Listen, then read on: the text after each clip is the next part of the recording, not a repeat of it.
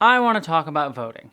And yes, I know, but with the final few days leading up to the election in the United States coming at the release of this video, I do feel that this is worth discussing at least one more time, not just for this election season, but because I think it reflects a larger issue within leftist movements that I think we all need to address and discuss.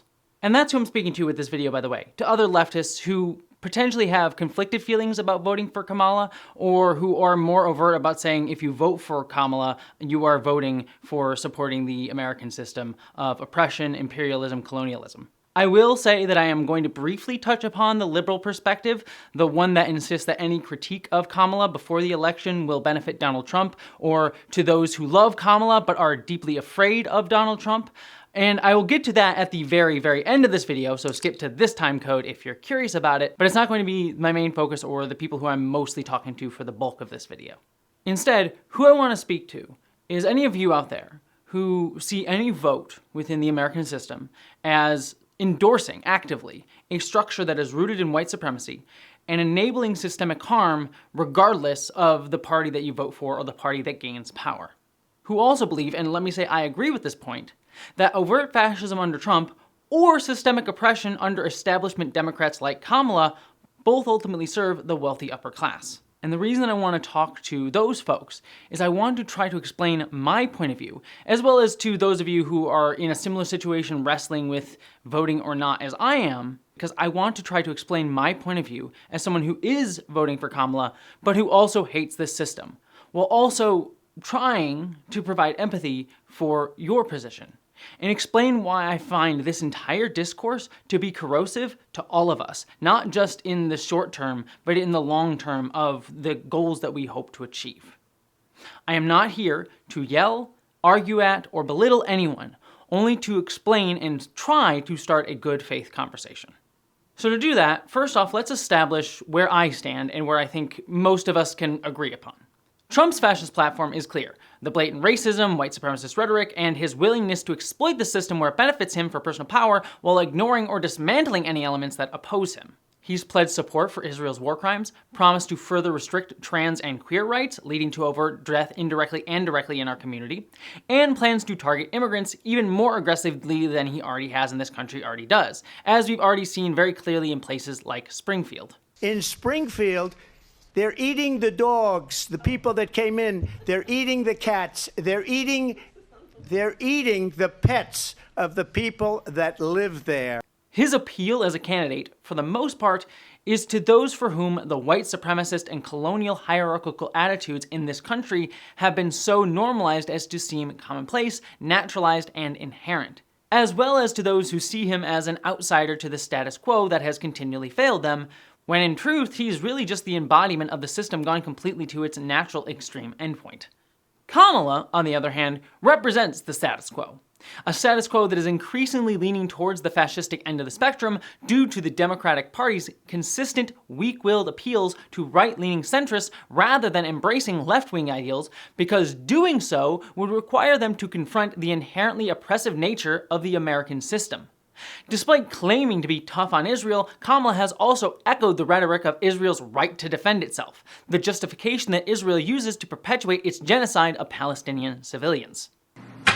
So I just had a frank and constructive meeting with Prime Minister Netanyahu. I told him that I will always ensure that Israel is able to defend itself. She also shows no signs of stopping the U.S. arming Israel either. She has also shown weakness on trans rights, stating that she would just follow the law regarding trans healthcare, despite her past actions as a prosecutor harming trans prisoners under the law. Do you believe that transgender Americans should have access to gender-affirming care in this country?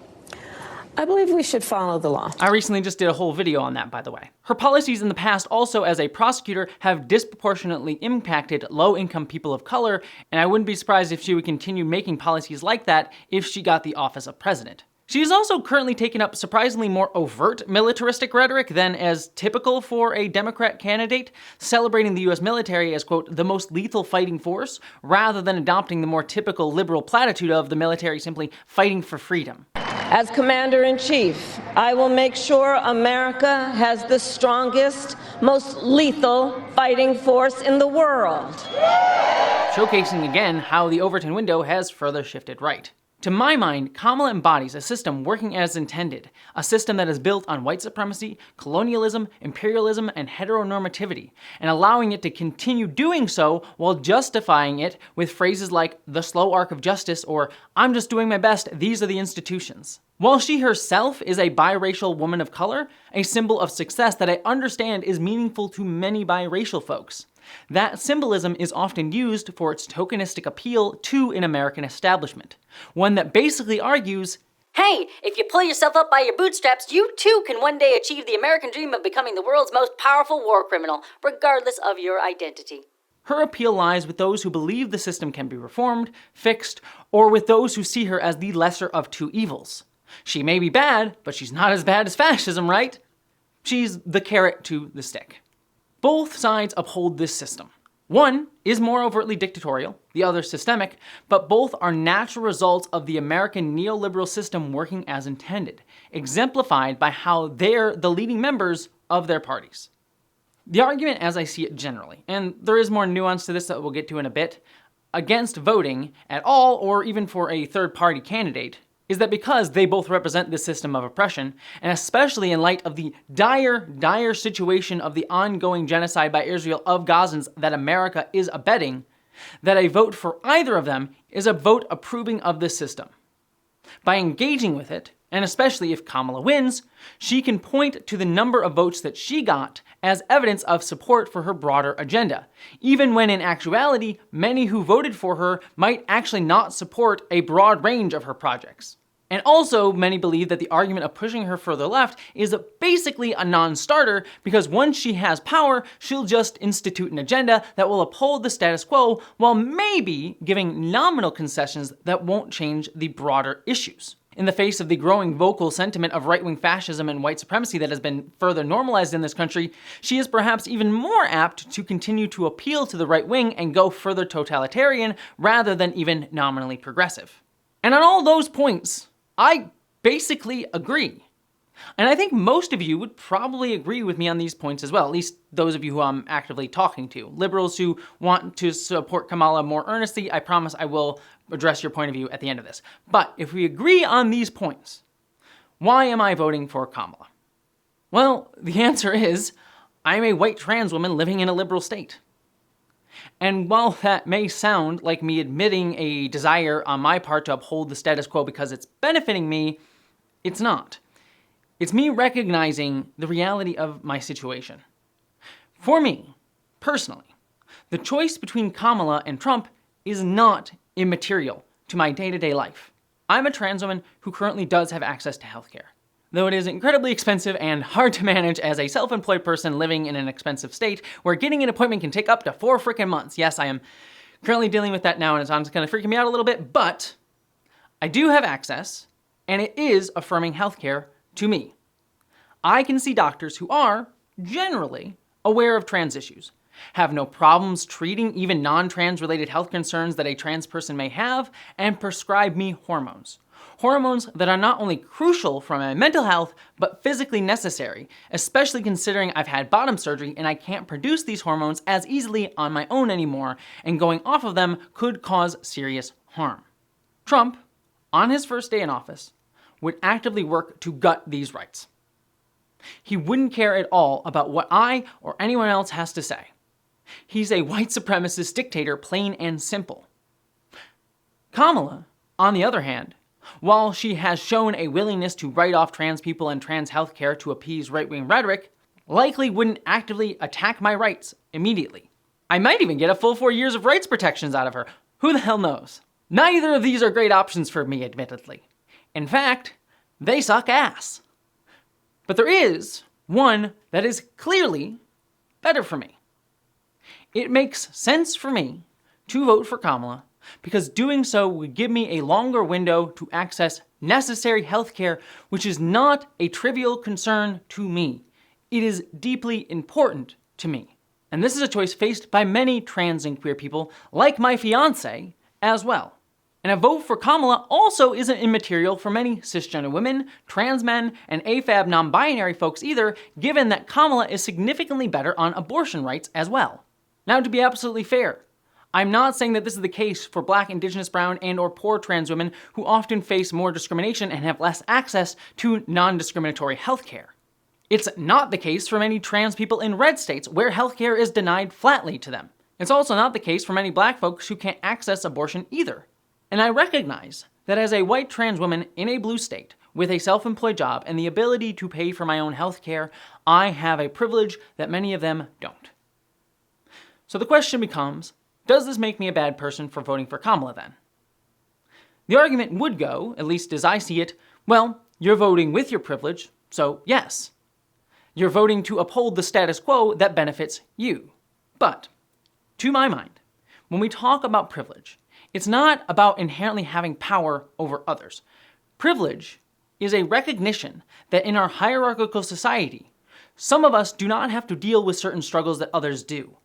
It is the absence of hardship, generally because we are perceived to be higher up on some arbitrary hierarchy that colonialism has created, such as whiteness over blackness, and can be used to give oneself power, but privilege in and of itself is an absence of hardship. Like, for example, how my voice is often more easily heard over Black people who are more so labeled as angry, disruptive, or unintelligent, in order to dismiss their point of view. So the question then becomes, is my voting with my privilege a bad thing? And I'd argue that it would be if it's only directly hurting others. Because yes, there are many who will vote or take part in this system, who go along with it because of their privilege, who do so at the direct expense of others. And some will argue that me voting also will directly harm others. The one that I hear most often, and sometimes vitriolically, is that by voting for Kamala, I'm throwing other groups under the bus, most especially Palestinians who are facing genocide.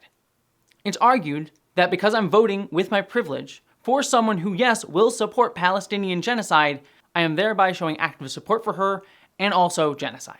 They also argue potentially that Kamala's policies, as they have in the past, will target and harm low-income, often more racialized communities, which is not only quite possible, but probably highly likely. I agree.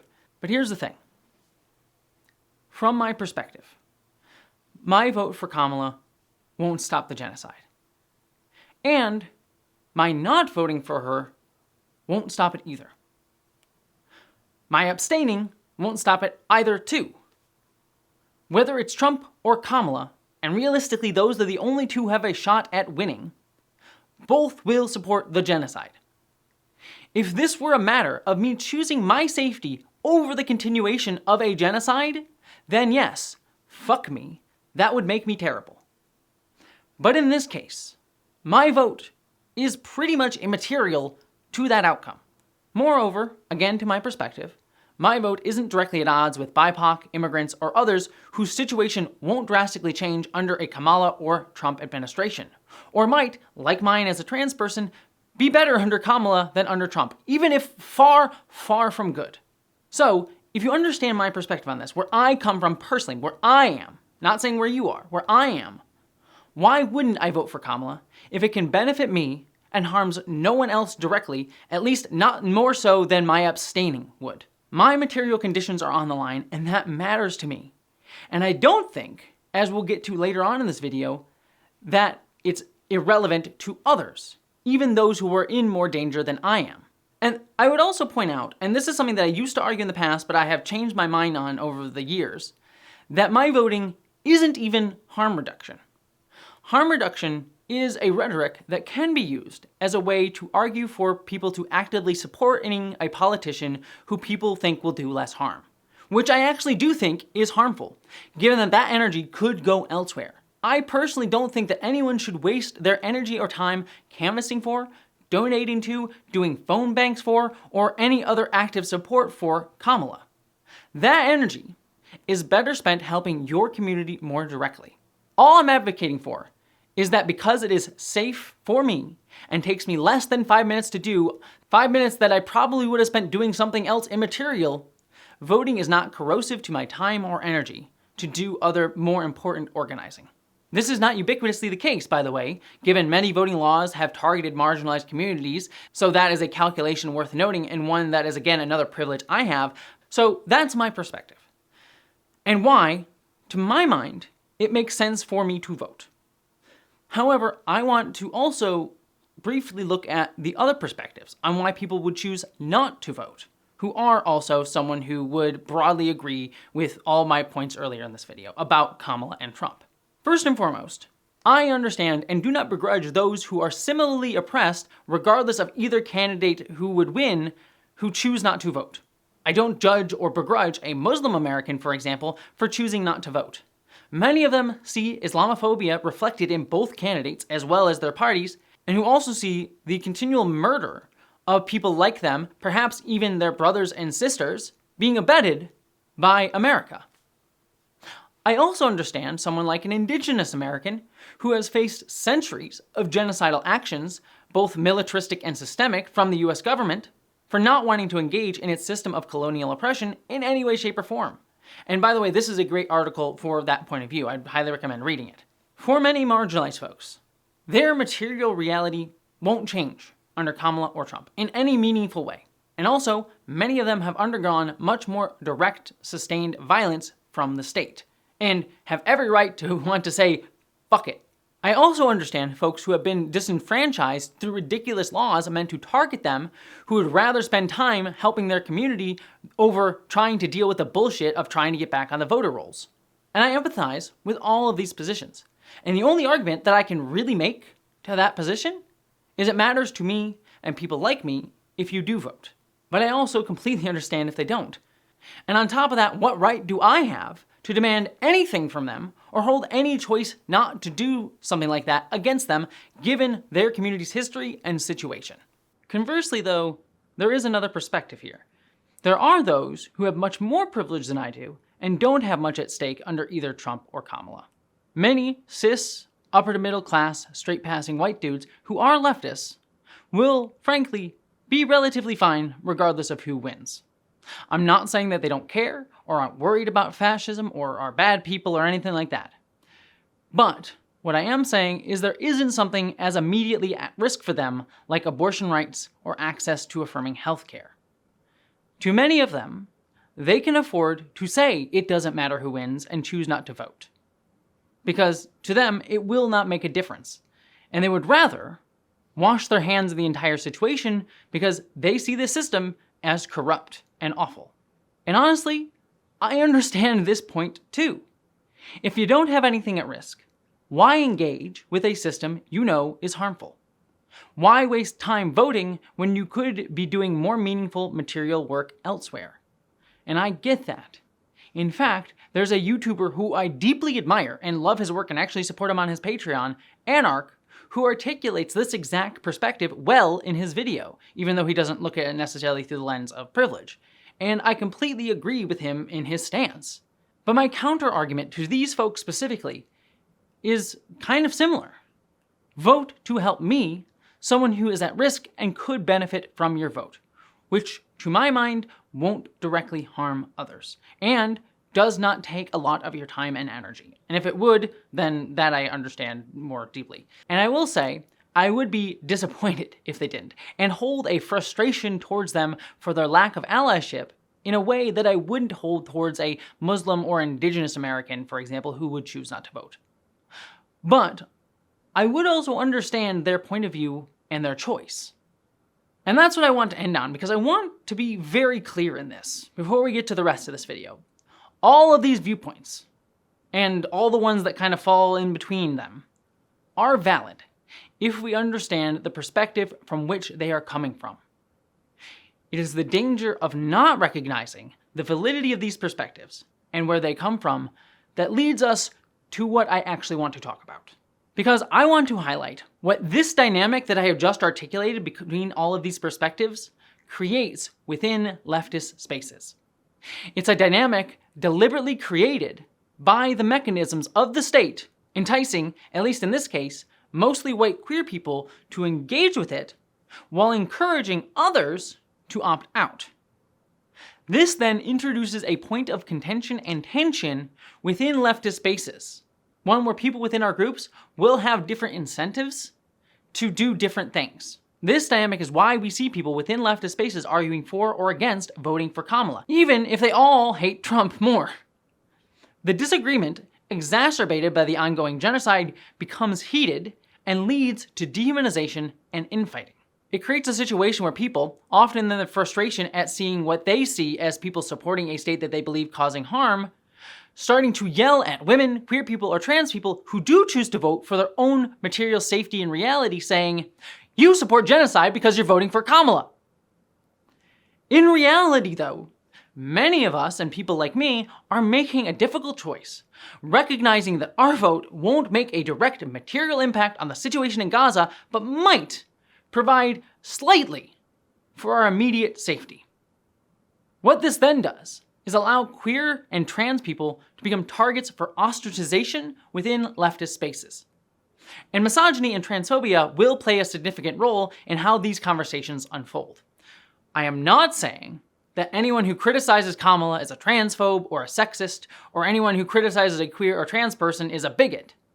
Rather, what I am saying is the system itself, the state that we are living within, channels conflicts along lines of gender and queerness and transness, reinforcing pre-existing biases many of us haven't fully reckoned with, despite being in leftist spaces, that often enable hypercriticism of queer, trans, and especially femme-presenting people. This is something that I want people to understand. At the end of the day, while I am personally amenable to the argument not to vote, I hear you, I understand the perspective. For most queer and trans people like me in my situation, who do identify as leftists, you arguing against them is not going to meaningfully convince them to ignore their interests and not vote. I'm not saying that to be like mean or cruel or talk down. I'm just saying you're just not. At least not where we're at now. Because what do you have? And I ask this earnestly. What do you have to offer right now besides vague performative platitudes in the face of us losing our healthcare? If you could offer us healthcare right now, if you could make a commitment to taking care of us within your community by having the resources available to us if we get sick, so long as we also contribute to the community if we are able, then I guarantee you, so many trans and queer people and women would join you in not voting like that. But most of you can't. I want you to be able to, but you just can't. Because in most places in this country, we have not built the apparatuses within our communities, like free clinics, for example, to fulfill that need right now. To tell a trans person that if Trump gets elected and you lose your health care, we've got you. You just don't. Which is why, by the way, we should be working to build them ASAP. So, given that reality, all getting angry and arguing with trans women, queer people, and women who are voting, who identify within your communities, achieves right now in this moment, when you have nothing tangible besides platitudes of ideology and vague hope for a potential support in a potential future, is make them feel that they aren't safe or wanted in leftist spaces. When people like me voice our fears and concerns, we sometimes get labeled as horrible people who want to kill Muslims or don't care about them, who uphold colonial violence, who hate people of color, who are seen as selfish, self-centered, or even narcissistic, which those are echoes of common transphobic and homophobic tropes. But setting that conversation on those lines, community against community, erodes the solidarity across those communities. Because that's not what trans people are thinking about when they are voting. They are concerned about it, they are worried about it, but what they are focused on is what they are worried about in their day-to-day lives, their healthcare. And this isn't also to say that people expressing this opinion against trans people or queer people or women are overt bigots or hate trans people. It's also not to say that leftists are somehow more likely to be bigoted or uphold systemic issues. Literally the opposite is true. Leftists are less likely than centrists or those on the right to be bigoted. But it does not mean that they are incapable of being so or that it is uncommon. What I am pointing out is how the state that we have to organize under produces a system that continually makes these harmful narratives and can do so even within leftist groups who have not actively deconstructed and openly addressed these issues, leading to pushing trans people, queer people, and many women out of the community for feeling disaffected by it. This is why you will sometimes see queer and trans community members, as well as similar communities who sit at intersections of marginalization yet also privilege, who once identified as leftists, leave leftist organizing. They've learned, because people have taught them by how they are treating them, that they might be nominally accepted by the status quo, but are rejected in leftist spaces. In truth, they certainly won't be more embraced in right-wing circles, nor really truly fully accepted in establishment Democrat spaces that often view trans people as a political liability. But they may also not face the same overt hostility that they've experienced within leftist communities that have been directed at them. And this dynamic, while accelerated during this time, isn't limited to election years. Hinge points like this are constantly generated, creating fractures between marginalized groups within organizing communities. It's why conflicts are stoked between the Black community and the LGBTQ community when, say, white trans people co-opt something meant for Black people, for example. Or how you see queer communities being set against Muslim communities, or how you see cis women being set against trans women through TERF rhetoric, for example, that tries to infiltrate leftist spaces as well. All these things do, when we don't come at them with understanding people's perspective, is anger and division between communities. And these are things the state actively tries to aggravate when they say things like, white LGBT communities are attacking Black men like Dave Chappelle does, or when the state argues that leftist communities are inherently anti-Semitic when people try to speak up against Israel's genocide. The state is trying to not just actively vilify our communities from the outside, but generate these fractures from the inside and exacerbate them, because they know that they can build upon them because we live in this state. Leftist groups are not some magical utopia who are immune to the reality in the world that they have to organize under. These dynamics are products of privilege and hierarchy that leftists must navigate within our movements as even they attempt to dismantle the system that perpetuates them. And this internalized division is precisely what weakens solidarity and pushes people away from leftist movements. And if you want to explore this dynamic in further depth, I highly recommend Arik McBay's concept of the culture of the feet, or you can check out a great summary video on the concept by the wonderful aforementioned Anarch. Now, to be very fair here, there are other factors at play here too. It's not just this type of infighting that I described that causes people to leave leftist movements. Some people leave the left to grift, profiting from an I left the left media narrative.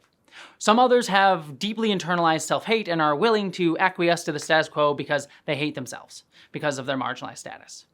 Others, who are already wealthy, are more willing to align with their class interests over their marginalized status, accepting a nominal, precarious place at the table. This is why, for example, why you'll see certain figures in marginalized communities labeling leftists as freaks who supposedly want to destroy healthcare and think that marginalized people should just assimilate to be normal. These are your pick-me's, like Blair White, Caitlyn Jenner, or Buck Angel within the trans community. And I'm sure any community can pick their own pick-me's. Believe me, there's more I could mention within the trans community, but I'm not, because I'm not trying to make a drama video. Ultimately, here's how I see it. If I'm going to have the privilege of having better conditions under Kamala, and my vote for Kamala wouldn't harm others, then I should vote for her to support myself and others in my community like me gaining those better conditions. Or at least preserving those conditions. I guess I'm not really gaining anything. In fact, I'll probably still slide worse under Kamala. But if I do get those conditions, I should use that privilege then to fight for those in my community who are in greater danger, as well as other groups who are under threat, like Palestinians. I will have more energy to fight that fight under Kamala than under Trump, who will gut my health care. If I have to fight just to survive, I will not have the time or capacity to fight as effectively for others. Having privilege does not mean I shouldn't use it or recognize it. What it means is I should leverage it for leftist causes. And that is my genuine intention. That being said, I know some of you won't believe that. I know the opinions out there about me in certain segments of the internet, that I'm fake or pro-genocide or just a liberal grifter trying to make money. And I get that some of that, in fact, probably a large part of that, is due to systemic transphobia or misogyny, or bad actors spreading misinformation, or a combination of both. But I also recognize that it also stems from some of my own imperfections, mistakes I've made as someone with privilege who is still learning. But I do earnestly say, my goal is not to say, fuck you, got mine, and abandon everybody. And I understand some people are wary of that trust me bro plea. Especially given how many white folks ultimately side with their whiteness when things get tough. All I can say is that I hope to those of you who have been watching me for a long time can see that I've tried to stand by in solidarity even when it comes at my own expense. And that when I've messed up, I have always tried to do better and to aim to create solidarity built on strong foundations of understanding and empathy. For those of you who don't believe me, all I can do is try to continue to show you my intentions through my actions. And all I ask is that you build your opinions of me based on my words and actions on their own terms, not how someone else simplifies and describes them to you who may have their own agenda. I doubt I'll ever fully get that full good faith reading from everyone, but I do try my best to give it in return, as I hope this video is at least demonstrating. And even beyond my unimportant ass, to get beyond myself here, I know there are tons of amazing trans and queer activists who work within their communities to improve the lives of so many both within and outside the LGBTQ world. And they deserve to think about their own healthcare too. Hell, trans and queer people who do nothing but just want to live deserve to think about their own healthcare too. They deserve to think about taking care of themselves, especially if they're doing so they continue to do work to help others. Leftist movements, whether they be socialist, anarchist, communist, or what have you, should all aim to understand and address people's needs in ways that foster coexistence, not conflict. If your goal is to just attack someone who disagrees with you within your own movement, rather than trying to understand their perspective and maybe draw them to your own if you believe that it is harmful, then you're ultimately not doing yourself a service in the long run anyways. To be able to build these lines of solidarity requires material analysis, not knee-jerk responses based on identity labels that make people easier to dehumanize. These lines and labels are colonial tactics designed to make identities consumable, simplistic, and disposable, while also setting us against each other. We should also use as much of our time as possible to build systems of mutual self-aid and support within our communities. That way, when I, as a trans person, lose access to my healthcare, I won't have to fear for my life or well-being because my community will be there when the state fails me. And then I will be more willing to fight alongside you. Not to say that I'm not willing to do that anyways, but I'm just speaking as like a general trans person. And those who have the privilege to act more freely within the state should use every tool at their disposal to make this happen or to help other marginalized communities, even if it means stealing from the state or conversely engaging with it when necessary. When the state does collapse, and to my mind it will because this type of capitalist neoliberal system is clearly burning itself to the ground right now, we will need strong support networks and coalitions across communities or aligned groups fighting alongside each other. We must be prepared to resist when the state inevitably becomes militantly violent in its attempt to maintain power, because it will not just give it away. There will be violence at some point. But we should not be eagerly seeking violent revolution either. Instead, we should take the time to build for as long as possible while also trying to help as many people as possible who are in dire need, sometimes in ways that are themselves violent. But violent revolution, which I define as trying to completely dismantle and change the state that we live within, without having a clear vision of what we're trying to create, an awareness of the hierarchical tendencies that we've internalized, a structure to wage that fight within, and a framework to build upon once we win that fight, will only lead us to either fail or to recreate the same dynamics that we're trying to dismantle. And I want to be clear here. What I am not saying is that I am against military actions against colonial states. I believe that militant actions and sometimes violent actions are necessary, especially in the face of a state enacting its own active militant or genocidal violence. And I'm also never against acts of sabotage against the state. What I am against is seeking out a bloody violent revolution without proper planning to do so, especially against a still organized and powerful military like the United States. By the way, again, I would highly recommend this video by Anarch. He's freaking great. You should just go watch Anarch a lot of the time. About this exact idea. And what I'm especially against, even more so than any of this, is those who yell at people online about how they're awful for not seeking revolution right now while doing nothing themselves to actually help facilitate it or help their communities.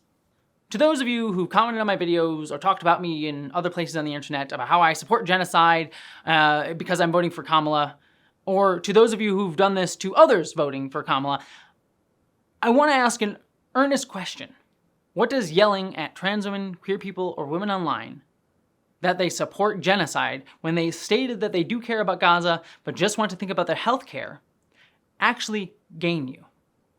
I'm asking this sincerely, not to belittle you, but to just challenge the effectiveness of this approach. What does it achieve, aside from potentially alienating the very people you claim to protect? What does this sense of antagonism gain you, other than a fleeting sense of feeling more righteous than someone else because you didn't have to get your hands dirty? In fact, in the words of my friend Council of Geeks when she was talking about a different topic, but one that's related, don't be an asshole. And I know that sounds oversimplified, but like, I mean it emphatically. Because the truth is, you know when you're being an asshole. You do. You do. But the thing is, there will be circumstances under which you have convinced yourself, oh, but it's okay because. And the most common one is, it's okay because this is a bad person who deserves it. To all of you who I've been talking to here, I want to be clear, fundamentally, I don't disagree with you. Some of you may have slotted me into the category in your mind of white liberal sellout who's indifferent to genocide and willing to throw Palestinians under the bus for the next sweet estrogen pill or the safety of making YouTube videos, but that's not who I am. It's a simplified version of me. One that's easier to confront than empathizing with my actual material conditions as a trans woman and the realities that I have to navigate to take care of myself and my family. Certainly, I seek stability as anyone else does, and my life in this system does, at times, come at direct expense of others because capitalist forces that dynamic upon people. There's no ethical consumption or engaging with capitalism. But I do try my best to navigate it with the least harm that I can, albeit imperfectly, a lot of the time. But this grandstanding does nothing to alleviate suffering. And when you do it to others that are similar to me, on a smaller scale, because I'm a public figure of some level of notoriety, just works to erode solidarity in ways that benefit Israel and American governments. And it's just so far removed from the history and realities of the situation. And indeed, your choice to abstain and then target trans people is not value neutral. The problem is that we often treat political projects as a war, because that's the language colonialism has given us, rather than seeing it as an act of building through adversity. As the recent Zoe B pointed out in her fantastic video that y'all should watch as a follow-up to this one, when you start looking at things through the lens of war and battle, well, you become a hammer, and everything else becomes a nail, even those you're supposedly protecting if they don't fully agree with you. Yes, to be clear, we do have to fight.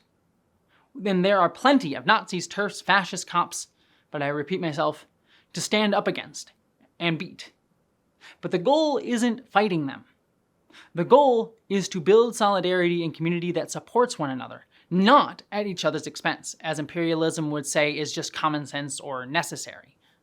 We should be trying to convince and entice people that following a socialist, communist, anarchist, what have you perspective is in their best interest. And doing that by showing them what it's like when we actually create the apparatuses for those systems to thrive within. Systems of self-aid within our community. Seriously, I've been saying it over and over again. Go work to build a free school or free clinic in your community. Find groups in your area that do give mutual self-aid. Start or support a union. These are things that will entice people in your community to your cause and will enable you to then start a conversation about these more philosophical ideals, because you're showing them and giving them material benefits that the state that has been feeding them their own propaganda their entire lives does not provide. This is something that yelling at everyone and sitting in your comfortable communities feeling superior to everyone else will not do, as nice as it feels. And this is a recurring theme in many of my videos, solidarity over division. And achieving that takes work, active, hard work, built on empathy and introspection. Yet it's also where I face the most backlash, because trying to understand a perspective is often seen as agreeing with it. I've been criticized when I say I understand why some cisgender white women fall into TERF radicalization pipelines, and spent time trying to articulate that. Or when I said Jewish people who still have unaddressed ties to Zionism might perceive anti-Semitism in leftist spaces and therefore double down on their Zionist beliefs. I've been called a TERF sympathizer or Zionist for that. And let me be very clear here, fuck Zionism as an ideology. It's an ethno-state nationalist movement built on the ethnic cleansing of Palestinians, currently leading to a violent genocide that relies on territorial expansion and aggression. But I am not saying we should agree with Zionists, or Zionism, or TERFs for that matter, or acquiesce to them, or that they're right in any level. Instead, what I am asking is, how can we, as leftists, provide an alternative structure that guides people away from colonialism and white supremacy over time? How do we cultivate a new leftist consciousness? We do it by understanding the conditions these people live within, and why ideologies like Zionism, gender-critical feminism, or the American governmental colonial system are so enticing to certain people that live within them. We should not be seeking to blame everyday people who fall into these ideologies, even while we must, to be very clear, actively fight those who violently, through physical or systemic means, enforce these ideologies. But find ways to help these everyday folks break out of these ideologies by demonstrating how our movements can benefit their lives in tangible ways, without coming at the expense of other groups' lives, labor, or resources. To do this requires empathy and introspection just as much as a desire to fight and step up.